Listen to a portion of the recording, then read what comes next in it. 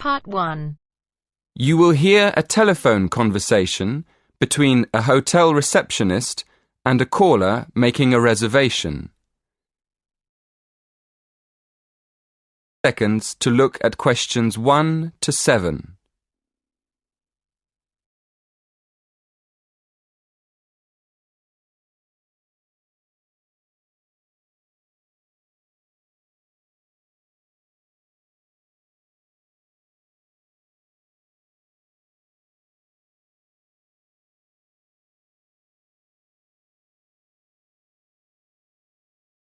Now we shall begin. You should answer the questions as you listen, because you will not hear the recording a second time. Listen carefully and answer questions 1 to 7.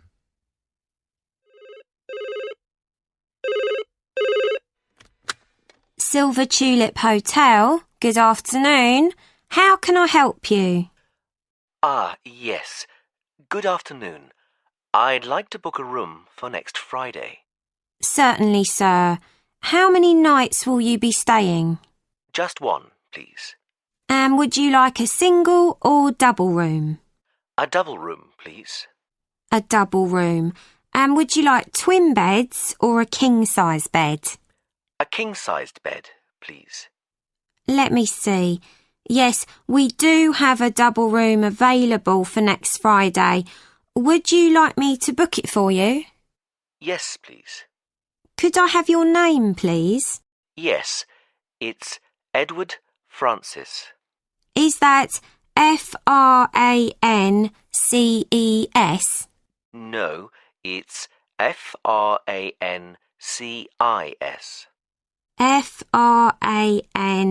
Francis. Yes, that's right. And your home address, please, sir? Yes, it's 23 Cypress Avenue, Cambridge. Is that Cyprus?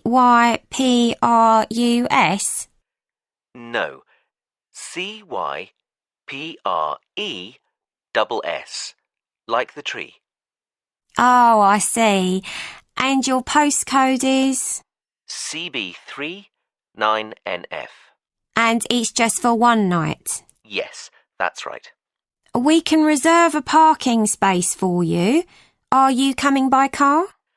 Actually, I'll be taking a taxi from the station. That's fine. And one last question. Would you like dinner and breakfast? No dinner, thank you. But I'd like breakfast. Just breakfast. So, to confirm, you're arriving on Friday the 16th of April and leaving on Saturday the 17th. That's one night in a double room with a king-size bed with breakfast. That's right. Thank you very much. Before you hear the rest of the conversation, in the exam you will have 20 seconds to look at questions 8 to 10.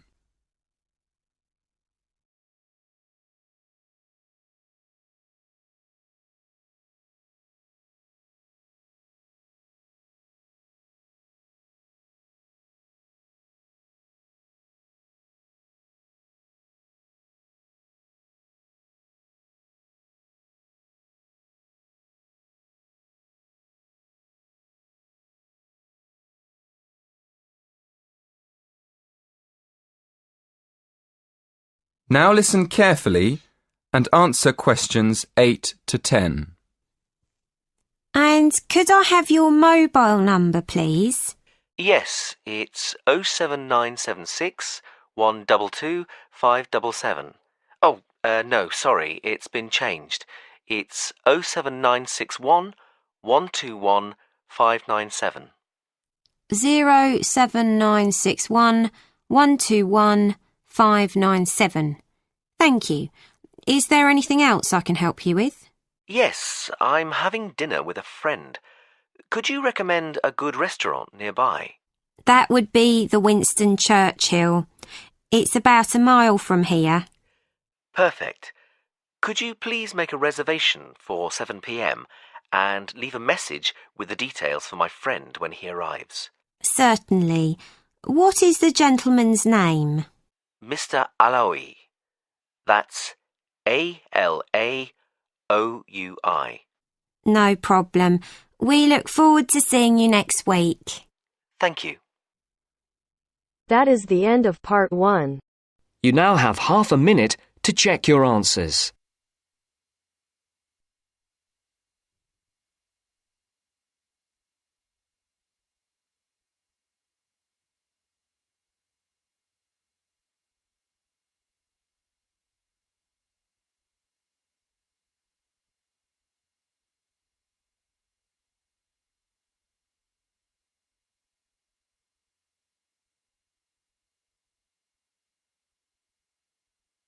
Now turns to part 2.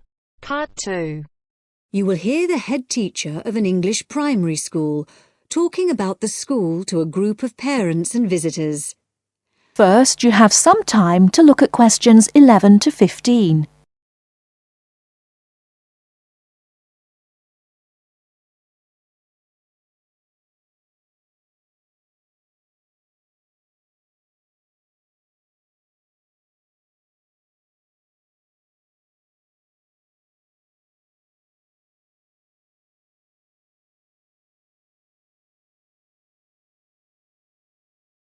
Now, listen carefully and answer questions 11 to 15. Good morning, everyone. And as the head teacher of Cranley Hill Primary School, I'm very happy to welcome you to our open day. Today, the school is open not just to parents of our pupils, but also to anyone else interested in seeing the school. I'll start by telling you about the school, and after that, you can walk round and see it for yourselves. We take most of our pupils from the two nearby villages of Seabourne and Millthorpe. These were once coal mining villages. There have been coal mines here since the 1830s. When the school was originally established, way back in 1899, almost every child's father worked in the mines. However, the coal mines were closed in 1983, and many people left the area as a result. Nowadays, most of the remaining inhabitants tend to commute to work in the city rather than working locally. At present, the number of students on our rolls is just 90, compared to almost 200 in 1985, due to the decline in the population of the mining villages. And the staff see this as a big bonus because we know each student personally. The school is very involved in the local community, and we are especially proud of our status as Great Britain's first school to be entirely powered by wind energy. This project began several years ago when it was decided that a wind power turbine should be installed in the school field. This now supplies the school with all the electricity we need, and there is also power left over for the villages nearby. The opposite situation to that in the past, when it was the villages which supplied the school with power in the form of coal from the mines. The project has been of enormous benefit to the school in other ways as well. It has allowed exciting learning opportunities about electricity generation, and the turbine has also inspired poetry, art, and even our own song. It also allows teachers to introduce global issues such as carbon dioxide emissions and global warming to the students. I feel it may be irresponsible to burden young children with worries about global issues which are insoluble, but by actually using wind power as a non-polluting, renewable source of energy, instead of using fossil fuels such as oil or gas, we are offering practical solutions to our pupils in their own environment. The school is also extremely involved in other environmental issues. In the last few years, we've developed our school field into what we now call our secret garden, which you will have a chance to explore shortly. Here, the pupils have their own organic vegetable patch, and another special feature of the school is that the vegetables grown here are used in the school kitchens for school lunches, with any extra ones being taken home by the children to share with the community. Before you hear the rest of the talk, you have some time to look at questions 16 to 20.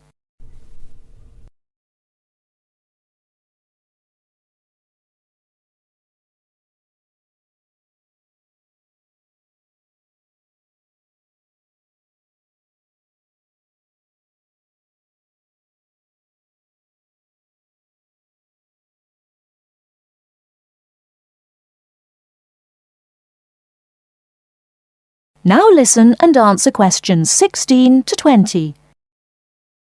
Now, I'd just like to tell you some of the things to look out for as you go round the school site.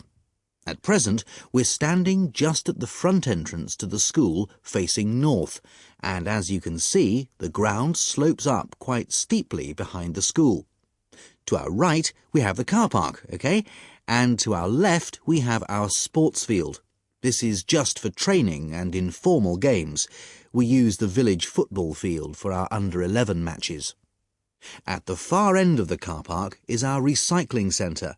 This is for things like paper, glass and so on, and everyone is very welcome to make use of it.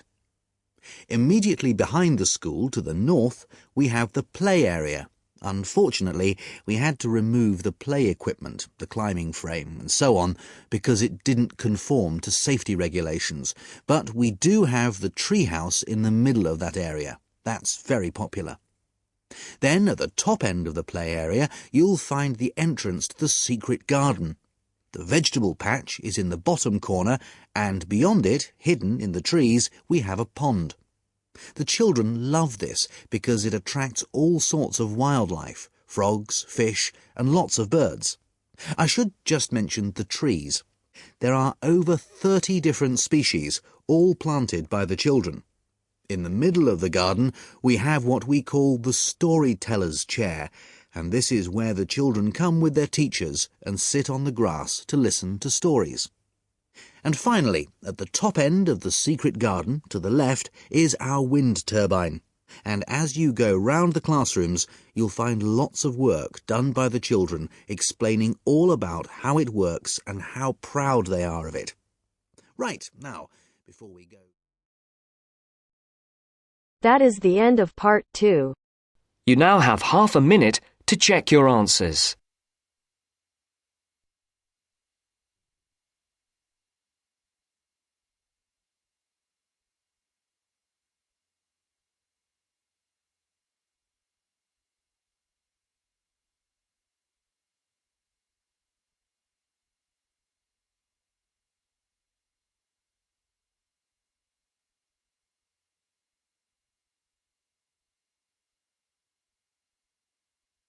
Now turns to part 3. Part 3. You will hear part of a lecture about tourism in the leisure industry. First, you have some time to look at questions 21 to 25.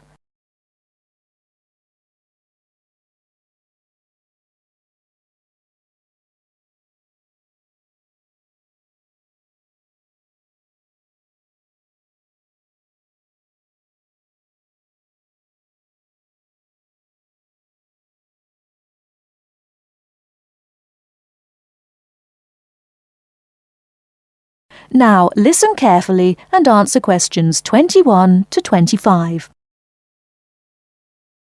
In today's lecture, we'll begin with an overview of the impact of tourism on the societies and cultures of the host area. Then we'll look at some case studies. One model for the socio-cultural impact of tourism has been provided by Doxey. You'll find a reference in your reading list. He called his model the Irridex. That's a contraction of Irritation Index, and it attempts to show how the attitudes of local people to tourists and tourism change over the years. Doxey identifies 4 stages.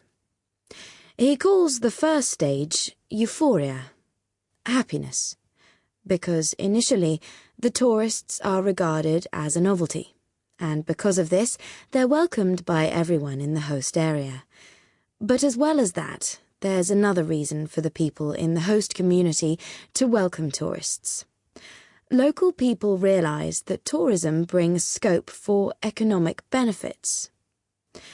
As tourist development begins to increase, however, local interest in the visitors becomes sectionalised. That means that some sections of the local population become involved with tourists, while others don't. and it is increasingly the case that commercial rather than social factors are influencing relationships between tourists and the host community. People are less interested in the tourists for their own sake. Doxey calls this stage apathy. If development continues to increase, apathy may change to annoyance. What's causing this? Well, development of the tourist area may start to spiral up out of control, and this is often accompanied by congestion, which is going to make life difficult for local people. So the policymakers, the government, the local authorities and so on provide more infrastructure for the area, more roads, more car parks and so on, to try to help cope with the influx of tourists. But the lives of the local people are made increasingly difficult, and in the final stage of the model, annoyance has turned to antagonism and open hostility to the tourists. And now, all the detrimental changes to lifestyles in the host area are, fairly or unfairly, seen as due to the tourists.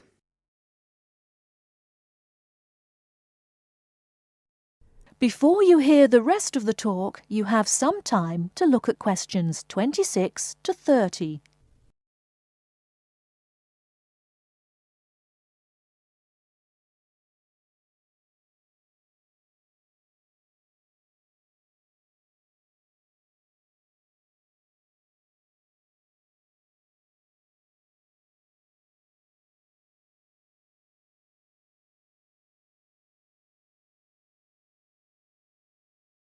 Now listen and answer questions 26 to 30. Well, this sort of pathway is certainly a fairly good reflection of what happens in some tourist destinations. But Doxey's model has drawn a number of criticisms. The most significant is that it suggests a very negative attitude to the socio-cultural effects of tourism. The fact that the model is unidirectional, that it only works in one direction, seems to suggest that decline in the host-visitor relationship is inevitable. Now, in practice, fortunately, things aren't always quite like that. If you look at real situations, you'll see that the relationships between local people and tourists are rather more complicated and prone to greater variation than this model suggests. So the model is really rather oversimplified. In fact, studies have highlighted quite a few positive effects of tourism. For example, Doxey's model doesn't look at the effects on the tourists themselves. They may well benefit from increased understanding of the host society and culture. Then, traditional crafts in the host area may be revitalised because tourism provides new markets, such as the souvenir trade, for example. So, instead of these traditional skills being lost, local people are encouraged to develop them. There may also be more long-lasting changes, which actually lead to the empowerment of both groups and individuals in the host area. For example, tourism creates openings for employment for women, and through giving them a chance to have a personal income, it allows them to become more independent. In addition, because tourism tends to work through a very few languages that have worldwide usage, those working in the tourist industry may be encouraged to acquire new languages, and this will empower them through providing wider access to globalized media and improving their job prospects in a wider context.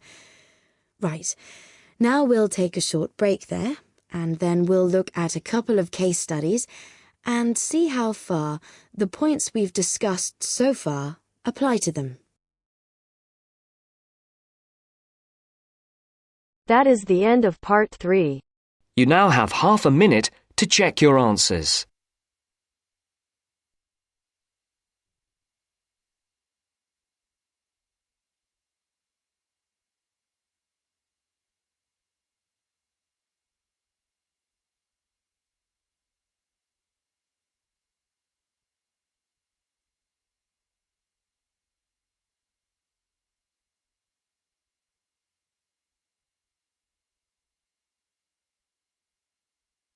Now turns to Part 4.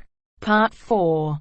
Listen to part of a lecture that an architect is giving about the Millennium Dome. Read the summary below before you listen. First, you have some time to look at questions 31 to 40.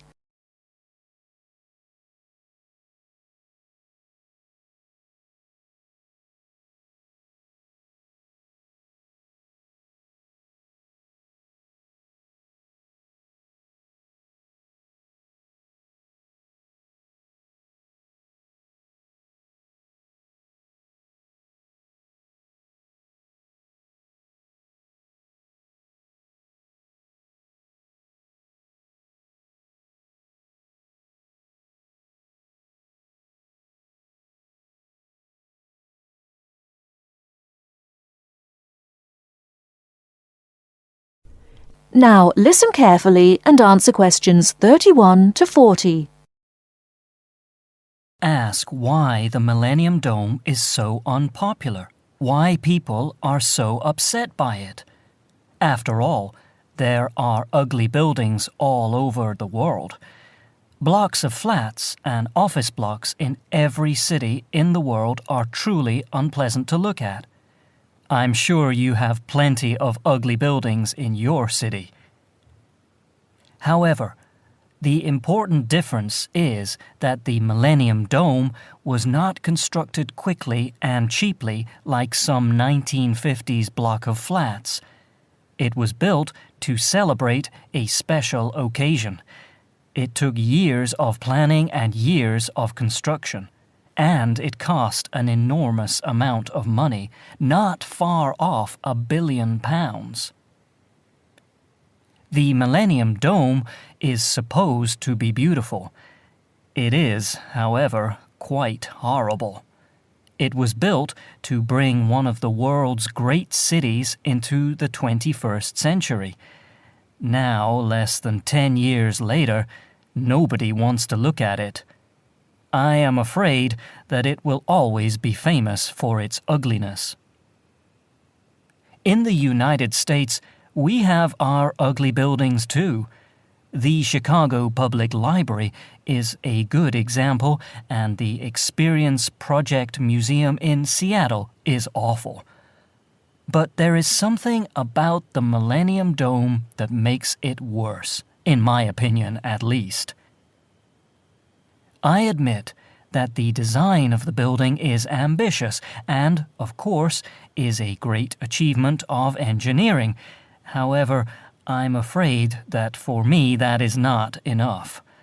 To my mind, the Millennium Dome was and is a huge disappointment. So, what will become of the building now? I understand that it has been bought by a company that hoped to turn it into a venue for entertainment events like shows and concerts. I suppose that considering how much it cost, it is good that it will be used for something. Personally, however, I would prefer to see it pulled down.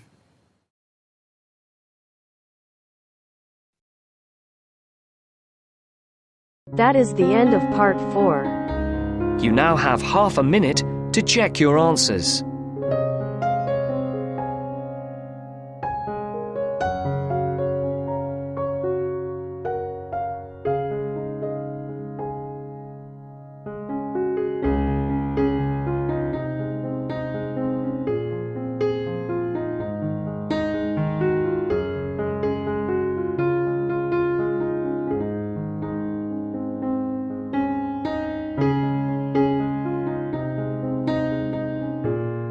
That is the end of the test. You now have 10 minutes to transfer your answers to your Ielts listening answer sheet.